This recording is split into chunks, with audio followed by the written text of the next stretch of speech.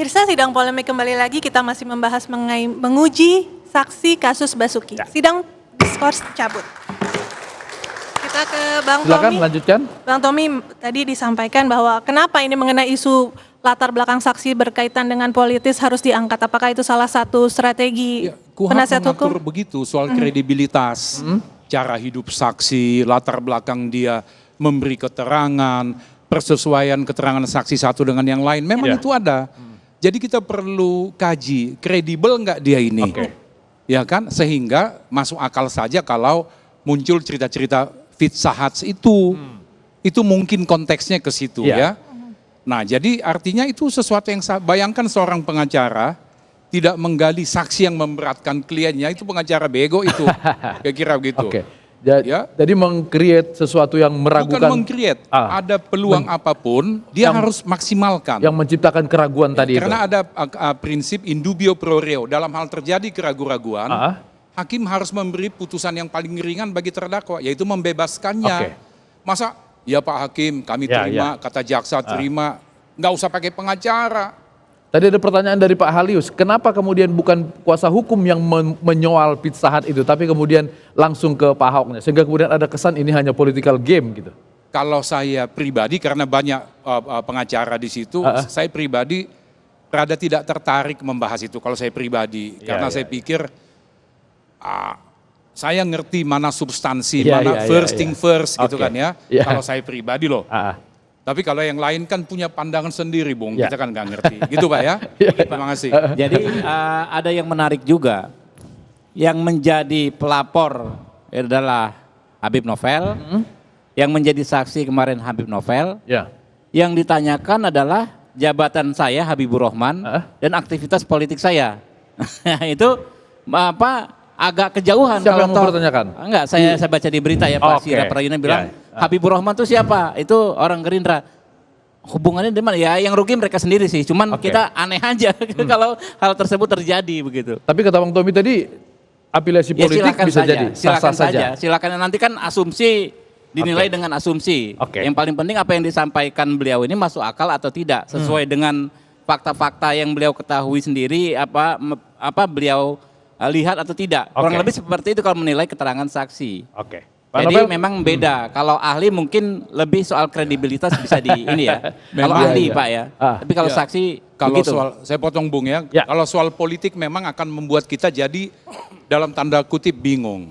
Saya 30 tahun jadi lawyer, tapi kalau udah masuk ke politik, terus terang saya bingung. Bingungnya kalkulasinya. Misalnya begini, kok teman saya Bung Habibur Rahman ini masih galak sih? Bukannya, ini pikiran saya bukannya bos dia Pak Prabowo sudah kompak dengan Jokowi.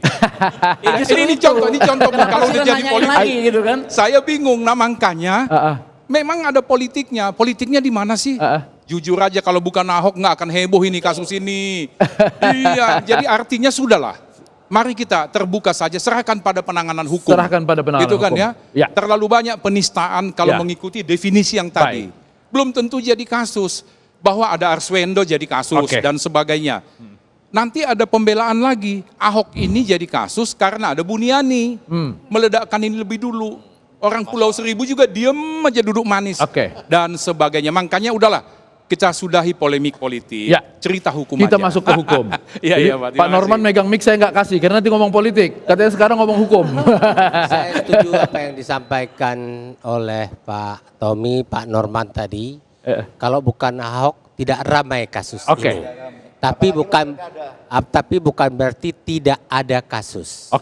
Oleh karena itu soal ramai-ramai satu sisi kita soal bahas kasus dari hukum, sisi sosial boleh, politik boleh, silakan. Tapi ketika masuk hukum jangan kita benturkan hukum ini tidak ada kalau tidak ada yang ramai-ramai tadi.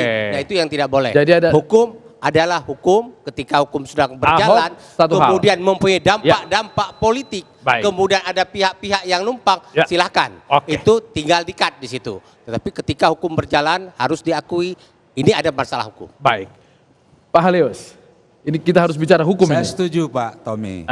Kita serahkan sepenuhnya kepada peradilan. Mari kita sama-sama meyakini bahwa peradilan ini ada sesuatu yang mulia, yang akan memutuskan secara adil, dan sesuai dengan ketentuan-ketentuan hukum yang berlaku. Ya. Tidak ada politik di sini. Itu. Jadi itu nasihat terakhir ya. Ya. Ada tanggapan lagi dari Bang Nuzul? Iya Pak. Ya, ini sedikit kesannya. Ahok ini harus ditahan. Siapa yang memberi kesan itu? Itu kesan di masyarakat. Seolah-olah memaksakan kehendak. Bagaimana Ahok jangan ikut pilkada. Itu kesannya. Sehingga kemudian muncul kesan politik itu.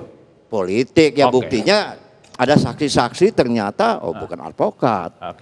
Ternyata dia salah satu tim suksesnya paslon. Nah, ini kan nggak fair. Ya, di mana letak hukumnya? Pertanyaannya. Kita kembali ke hukum lagi kalau begitu ya.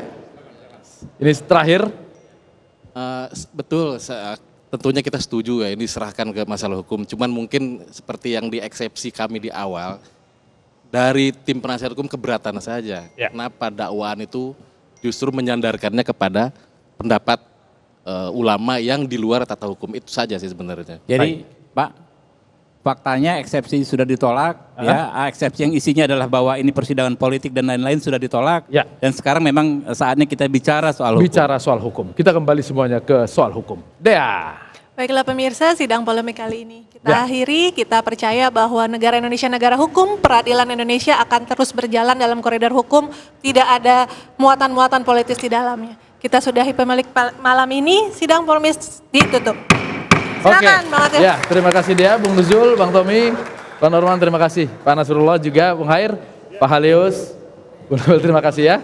Sudah mau datang walaupun dengan kondisi fisik yang kurang sehat. Bung Habibur Rahman, terima kasih. Ya, terima kasih juga buat Anda pemirsa yang sudah bersama kami selama 90 menit. Mudah-mudahan polemik ini bermanfaat. Dan untuk nanti pilkada masih 5 minggu lagi, mudah-mudahan pilkadanya berlangsung dengan baik. Untuk Jakarta yang lebih baik, untuk Indonesia yang lebih baik. Latif Siregar, pamit.